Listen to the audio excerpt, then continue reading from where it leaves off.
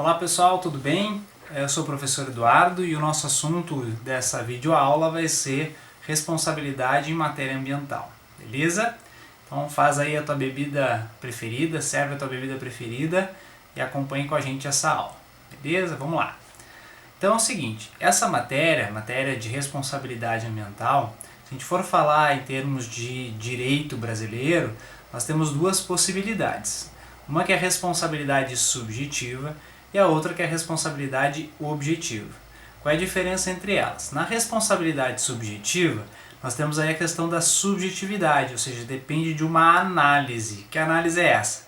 A análise de culpabilidade. Ou seja, se a pessoa teve a intenção ou não de causar um determinado dano, né, de causar um determinado impacto. Essa é uma questão de subjetividade, depende dessa análise, beleza? Então, observem que para que essa pessoa seja responsabilizada, ela precisa, a gente precisa analisar três elementos. O primeiro é a culpabilidade, ou seja, analisar se ela teve intenção ou não. A segunda é o nexo de causalidade, ou nexo causal. E o terceiro é o dano de fato, certo? Então, atendendo a esses três elementos, nós temos aí a responsabilidade subjetiva, ok? O que é um nexo causal? É a ligação entre o agente, né, ou seja, a conduta desse determinado agente e o dano. Então, se eu tenho essa ligação, esse elo, esse nexo entre esses dois fatores, eu tenho o nexo causal.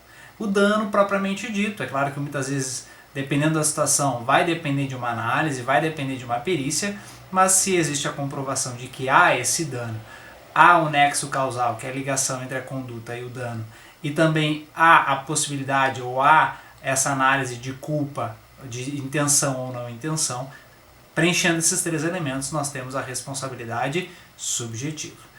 No outro lado, nós temos a responsabilidade objetiva. O que é isso? Ele não tem mais os três elementos, ele tem somente dois elementos. Que elementos são esses? O nexo de causalidade, o nexo causal, e o dano.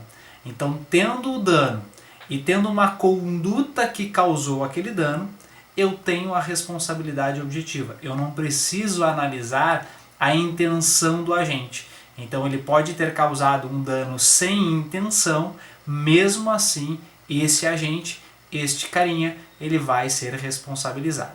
Beleza? Então nós temos essas duas diferenças dentro do direito brasileiro e são aplicados, obviamente, a situações, né, a âmbitos diferentes. Beleza? Então essa é a nossa primeira diferença que nós temos que observar. Tá? E quando a gente fala de matéria ambiental, a gente tem que analisar que os impactos que são causados ao meio ambiente, eles não atingem uma pessoa específica, certo? Ele atinge a uma coletividade, a um rol, né, um grupo indeterminado de pessoas. Portanto, a gente considera que esse aí é um direito difuso, né? São os bens difusos que a gente chama. Tá? Então, observem que lá no artigo 225 da Constituição Federal, ele traz talvez bem claro para alguns, né, essa situação da questão de ser um direito difuso. Vou ler para nós aqui o caput do artigo 225 da Constituição Federal. Então diz o seguinte: todos têm direito ao meio ambiente ecologicamente equilibrado. Então fala aqui na questão de todos ter um direito, já está trazendo aqui esse direito, certo? Bem de uso comum do povo. Observem que esse uso comum do povo é que nos dá a ideia desse direito coletivo, né? Nos dá a ideia desse direito difuso, desse direito transindividual. Ok? Vamos seguindo. Essencial a sadia qualidade de vida, impondo seu poder público à coletividade o dever de defendê-lo e preservá-lo para as presentes e futuras gerações. E aqui nós temos a preservação do meio ambiente. Nós temos alguns princípios basilares do direito ambiental quando se trata de preservação, certo? Que são o princípio da prevenção e o princípio da precaução. Esses dois princípios são muito importantes. Os dois têm a intenção de evitar um determinado dano. Observem, evitar, não é minimizar, não é acontecer um dano e eu vou minimizar. Não, eles têm a intenção de não causar o dano. Esses são esses dois princípios. O princípio da prevenção, então nós temos ali um dano que ele é conhecido, certo? Uma atividade que tem um potencial dano conhecido, e nós temos ali então que aplicar o princípio da prevenção, fazer com que essa atividade, com que essas pessoas envolvidas evitem um determinado dano, evitem aquele dano conhecido. Aí nós chamamos de prevenção. Quando a gente fala de precaução, é porque aquela atividade ou ela não é conhecida ou os seus danos não são ainda conhecidos cientificamente. Então aí nós temos a atuação desse princípio da precaução, certo? Então, prevenção, um dano conhecido; precaução, um dano ainda desconhecido. Então esses princípios basilares servem para essa proteção. Mas por que esses princípios existem? Justamente porque quando ocorre um impacto ambiental, esse impacto ambiental ele não se efetiva só naquele momento. O impacto ambiental ele pode durar um longo período. Ele pode ainda aumentar o impacto, mas esse impacto ele perdura. Ele vai ao longo do tempo. Ele não é um impacto que vai começar agora e tem um fim logo em seguida. Certo? Então, por isso que a matéria, esse direito difuso, ele se torna importante em termos de preservação, em termos de evitar um determinado dano, porque a gente já sabe que, caso aconteça, esse dano ele pode ter impactos significativos. Por quê? Porque ele vai durar aí ao longo do tempo, tem essa possibilidade. Certo? Bom, quando eu tenho um dano, e eu tenho lá alguém que causou um dano, uma conduta que causou esse dano, nós temos as responsabilizações, certo? O parágrafo 3º do artigo 225 da Constituição Federal, ele trata bem específico dessa tal responsabilidade aí. Ele traz 3 esferas de responsabilidade. Ele traz a esfera penal, a esfera administrativa e a esfera civil, certo? Nós vamos analisar essas 3 esferas em termos da sua responsabilidade, ok? Então vamos a elas.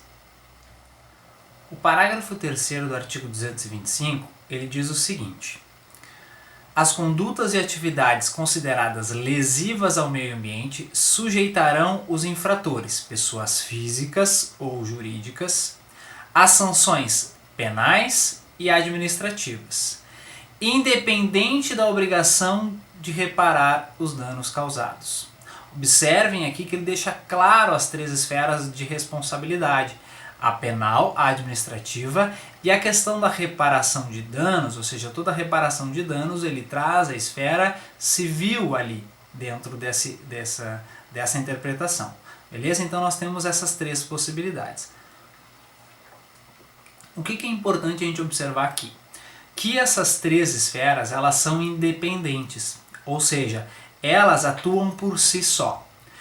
Por elas atuarem por si só, elas podem atuar ao mesmo tempo, ou seja, eu posso ter a aplicação de uma responsabilidade penal, administrativa e civil ao mesmo infrator, certo? Uma não exclui a responsabilização da outra, tá? Então elas podem ser aplicadas cumulativamente, mas elas guardam entre si as suas independências, elas agem de forma independente. Cada uma tem a sua sanção a ser aplicada, né? O seu efeito a ser aplicado ao infrator de forma independente.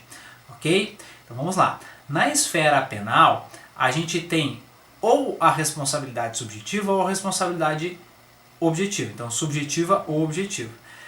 Ou seja, lá na esfera penal, a gente tem a aplicação da responsabilidade subjetiva. Professor, como assim? Ou seja, se vocês analisarem na lei de crimes ambientais, vocês vão ver que tem ali, se o agente agir com culpa, se o agente agir com dolo, ou seja, a gente tem diferentes medidas, diferentes sanções, aplicações de sanções, analisando a culpabilidade do agente. Então lembrem lá que nós comentamos no início da aula. Se eu tenho essa análise de culpabilidade, eu tenho a chamada responsabilidade subjetiva. É uma análise, é uma subjetividade. Eu preciso fazer essa análise. Então, quando eu falo da esfera penal ambiental, eu estou falando de uma responsabilidade subjetiva. Ficou claro? Beleza. Quando eu trato da esfera administrativa, eu estou falando da responsabilidade objetiva, ou seja, eu preciso analisar ou melhor, eu não preciso analisar o grau de culpabilidade. Basta que eu tenha um dano e uma conduta que me levou àquele dano. Ou seja, se eu tenho um nexo de causalidade e eu tenho o dano, eu tenho aí a responsabilidade em termos administrativos. Certo? Então verifiquem que para que eu tenha uma sanção administrativa, eu tenho que ter uma infração de uma norma ambiental. Então, por exemplo, eu tenho lá condicionantes de uma licença ambiental. E essas condicionantes obrigatoriamente têm que serem atendidas. No momento que eu deixo de atender uma dessas condicionantes, eu estou infringindo, eu estou tendo um ato ilícito em termos administrativos. Eu estou infringindo uma norma administrativa. Portanto, aqui eu tenho uma sanção administrativa.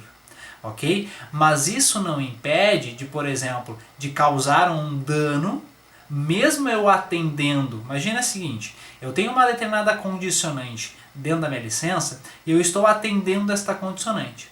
Lembrando sempre que a lei é o limite, né? A lei estabelece limites.